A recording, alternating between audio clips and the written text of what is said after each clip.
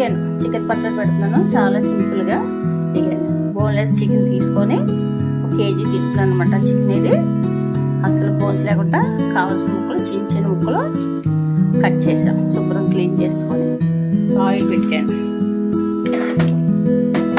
ఇది నువ్వుల నూనె అనమాట. ఇప్పుడు శుభ్రంగా మాంసం చికెన్ అంతా వేసేసుకోవాలి.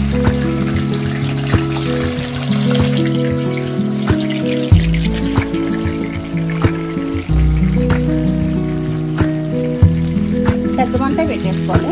పెద్ద మంట పెట్టుకుంటే బాగా వేగుతుంది అన్నమాట.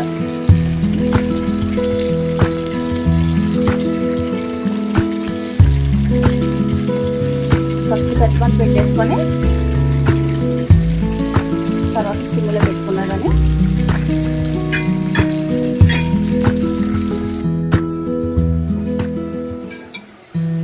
అలా ఉంచేయండి. 2 నిమిషాలు ఉంచేస్తే ముక్క గట్టిపడుతుంది అన్నమాట.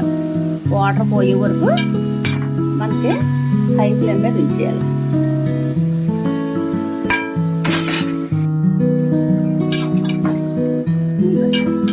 కొంచెం కలుపుకోండి. ఒకసారి కలిపేసి వాటర్ అంతా గిరిమయ్యే వరకు మనం ఉంచాలన్నమాట. ఆయిల్ బయటకు వచ్చే వరకు బాగా కుక్ అవుతాయి. మెత్తగా ఉంటుంది.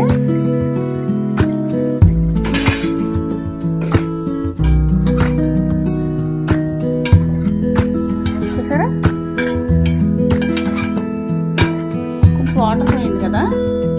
కొంచెం సిమ్లో పెట్టాను. అందుకని నువ్వుల నూనె కదా, అందుకు మనకి గానుగ నూనె ఇది, అందుకే నొరగ వస్తుంది. పెద్ద మంట పెట్టాను. మళ్ళీ కొంచెం కలర్ చేంజ్ అయ్యాక తీసేద్దాం. నిమ్మకాయలు 1 డజన్ నిమ్మకాయలు రసం తీసుకుందాం.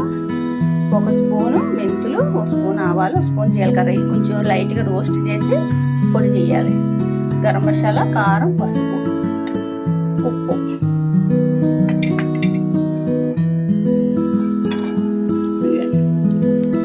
ఈ రంగు సరిపోతాయి.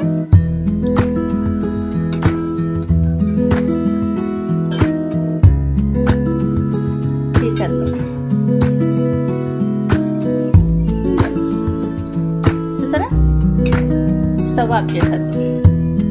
ఇది ఎలా ఉంచుకొని మసాలాలు కూడా వేసేసుకోవచ్చు అనమాట. చూసారా ఎంత బాగా ఎగిరిగా. లోపల మరీ గట్టిదనం రాదు, మనకి జ్యూసీగా ఉంటాయి అన్నమాట. చాలా బాగుంటాయి. అప్పుడు ఇదే నూనెలో స్టవ్ తీసుకొని మసాలాలు వేసుకుంటాం.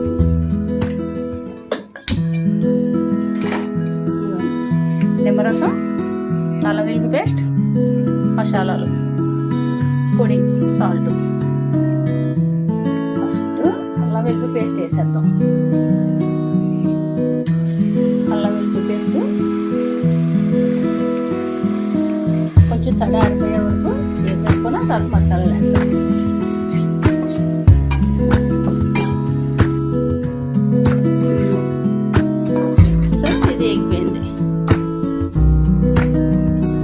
ఇది ఎగిపోయింది కదా. కారం, గరం మసాలా, పసుపు ఇవి కూడా కొంచెం వేపేసుకోవాలన్నమాట.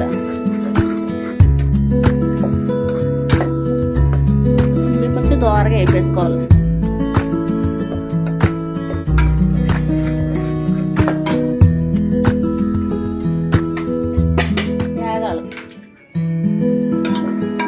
పచ్చివాసన పోయే వరకు చక్కగా వేగిపోవాలన్నమాట. ఇదంతా చల్లారిపోయాక చికెన్ కూడా ఇందులో వేసి, నాకంటే కొంచెం ఓట తక్కువగా ఉండాలన్నమాట. అందుకని ఇంకా ఎక్కువ వేసుకోవచ్చు మీరు.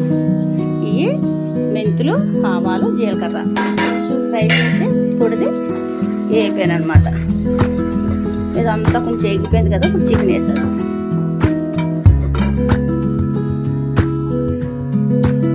సాల్ట్ చూసుకొని వేసుకోండి, కావాలంటే మళ్ళీ వేసుకోవచ్చు.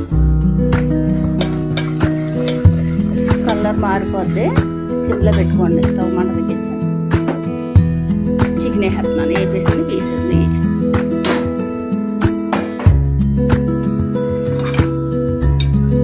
చక్కగా కలిపేసుకోవాలన్నమాట.